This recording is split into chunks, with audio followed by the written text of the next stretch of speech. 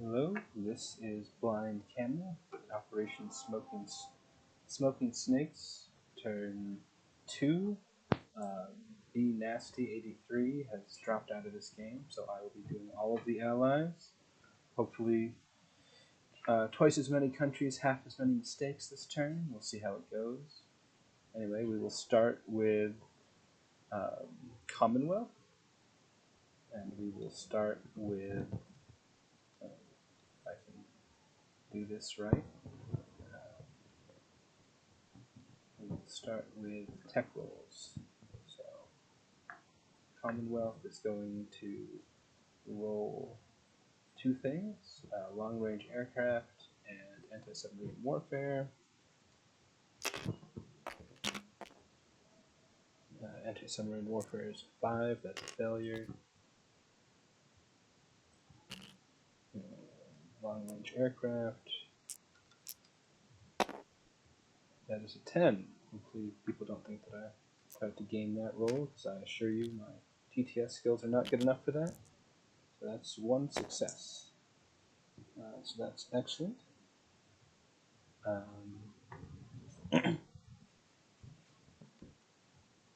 So now on to purchases. Going for a very militia-heavy game, but the UK itself is going to bring its light carrier from stage 2 to stage 1. I'm going to build 2 militia and 2 supplies. I guess militia upgrades. Anzac is going to build 2 militia, and FEC is going to build 3 militia, taking advantage of new FEC home country. So that will be all of my money. Let's see, so not a lot of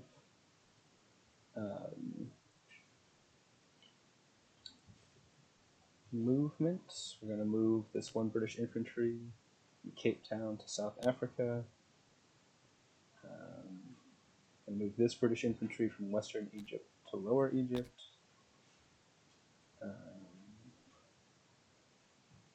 We're going to move, let's see, how do I want to do this?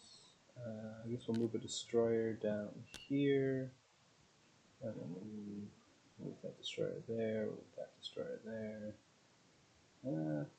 Actually, I think I like how this is all set up. We'll move, so we'll move this sub here. I'm gonna move this infantry here.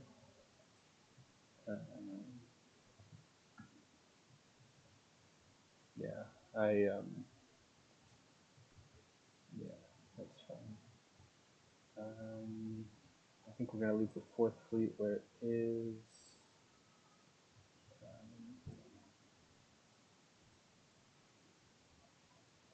Yep. I like, generally speaking, how the Royal Navy is dispersed in the Atlantic. Hopefully I'll continue to think that as time goes on. FEC non-combat moves. Let's see. Yeah. Oh, that's nice. I don't know how I did it, but that's nice. Yes, we'll move this light carrier into CSAR I-11. Move this militia and this infantry into Calcutta. And yeah, that'd be good. Move this Gurkha into Calcutta. I actually need a marker, an army group marker for that. Anyway, so we're gonna do that.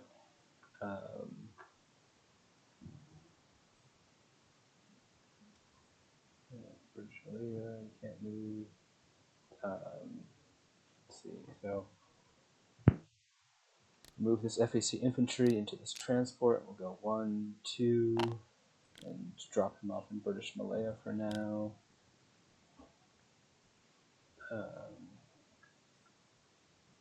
For Anzac, we'll move this militia into Sydney. And I'm going to attempt to strategic naval move this motorized infantry. Let's see, so I believe how it's counted out to 1, 2, 3, 4, there a better way to do that? 1, 2, 3. No, I guess that is 4. Hopefully I can leave them here, otherwise I'll have to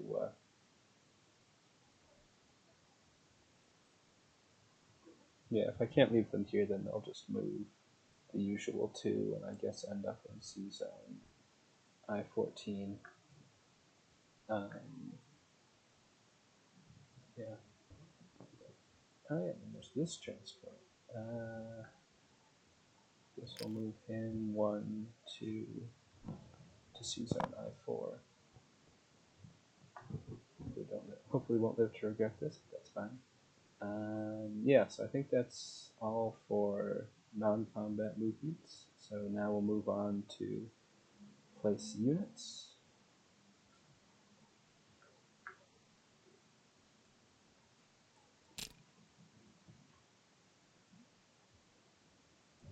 First off, the light carrier. Let's see, is it a major shipyard? It is, excellent. So we will move the light carrier into C zone A21. It'll join the first fleet. And 2 militia upgrades. So we're going to upgrade the militia in Lower Egypt.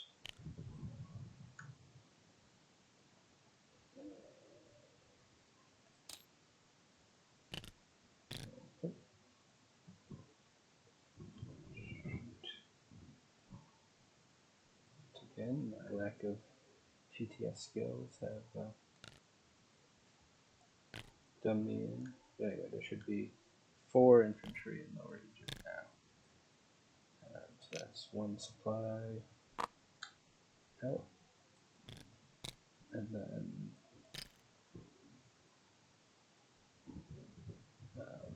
I will, and hopefully I have the range for this. I believe I do.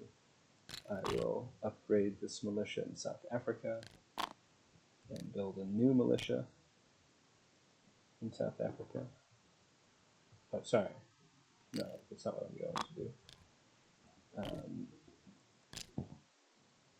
No, what I'll do instead is I'll build a new militia in Gibraltar, and I'll upgrade the militia that's already in Gibraltar into an infantry.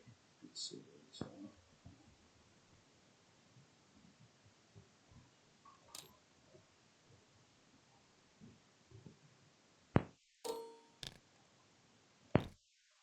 militia and an infantry in Gibraltar, and then this militia.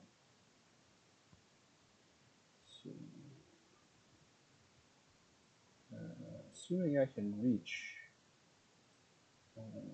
he'll go into Tanganyika. I believe I should have supply to Tanganyika at this stage in the war, or lack thereof.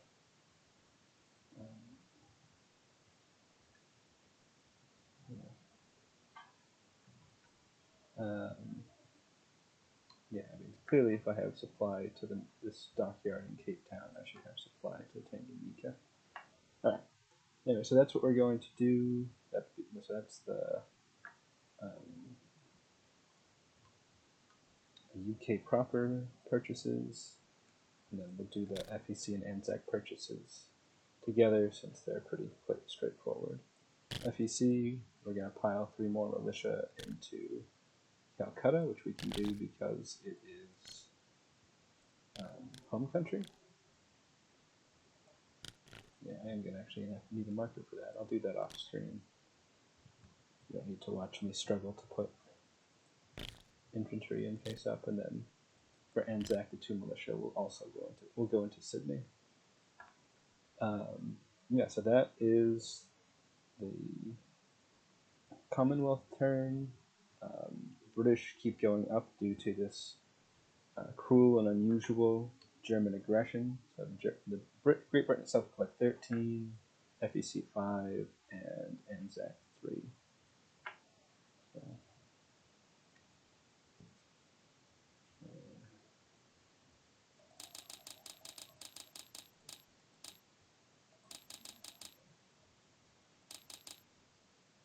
do that. Then we'll move on to the French turn. The French do technically get a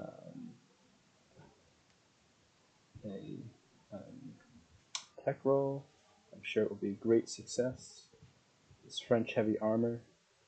The Germans will not know what to do with themselves. That is a 1. Alright. So much for that.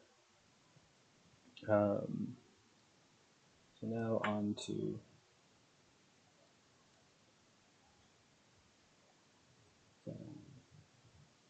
French purchases. The French have 7 IPP. I'm only going to spend 6 to build 3 militia.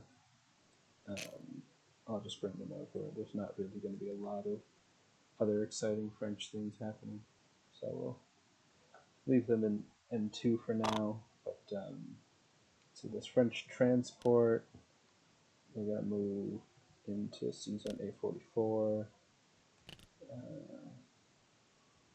Same with this French sub. Torpedo boat destroyer will move down to M2. Regular destroyer will move to A44. Light cruiser, I guess, will move to A44.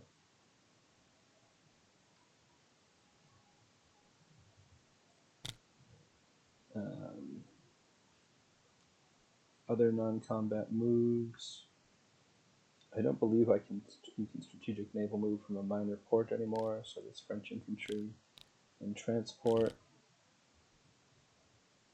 will go 1, 2, and put the infantry into Syria. We can join this other French infantry.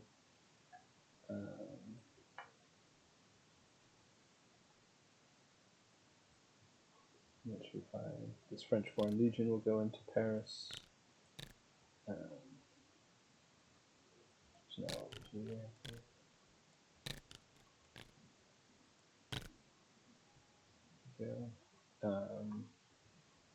Yeah, everything else can kind of stay where it is. That's fine.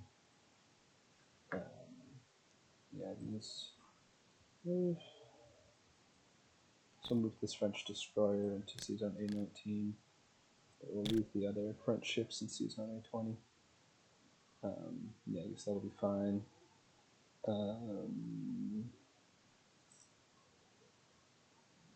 Yeah, so we'll just place our 3 militia in Paris. And that'll be the French turn. The French now have 8 IPP. And I saved 1 beginning of the turn, so I will now have 9 IPP. We're going to skip the Italian turn from now. Jambaaro and Sosousosou said that was fine. KMT has 7 IPP because Be Nasty saved 1 from last turn. I'm going to be spending 6 of that to buy 2 cavalry. And KMT will actually have some combat moves because I believe that there's a real chance for KMT to make some big gains this turn. So, the age-old question, can 1 KMT cavalry and 2 KMT infantry defeat 2 CCP militia in the mountains? That'll be one exciting turn. It may take 40 rounds, or it may take just 1 round, and all KMT will have to retreat. We'll see. And also, these 2 sorry, not the militia, are going to attack Szechwan with basically all the infantry that can reach. So that'll be 8 infantry attacking into Szechwan. Yeah, it's just going to be an overwhelming swarm of KMT infantry. I'll be attacking into mountains, but if I'm reading this right, we shouldn't get any other penalties. So let's start with the one that's for actual money. And let's get some dice.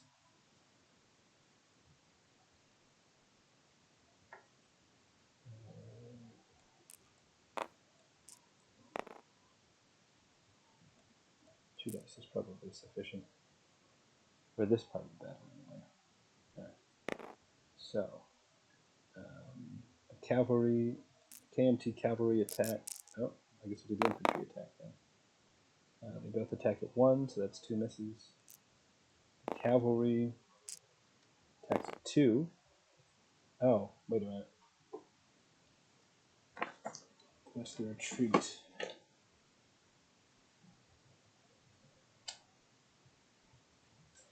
Yeah, so one of the illustrious KMT infantry rolled a 10. I believe the other roll was a 5, but the one that rolled a 10 has to retreat in glorious defeat. It bravely ran away like Sir Robin.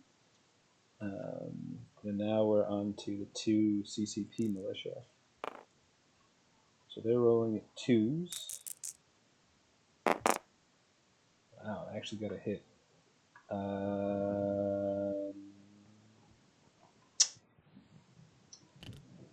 I guess I'll take that on the cavalry, and I will bravely retreat my KMT infantry. Well, that went about as well as I expected. Let's see. So let us then move on to our other battle, where 8 KMT infantry will bravely assault 2 CCP militia in the mountains. So we'll start by rolling 4 of the infantry. Ooh, none of them actually ran away. That's good. And that is actually a 1, so we actually hit something. My goodness. So 1 KMT militia will die. And we'll roll 4 more at 1. Let's do a 10. So I guess technically I should have rolled each, should roll per attacking province. Having not done that, I don't really know which province would be least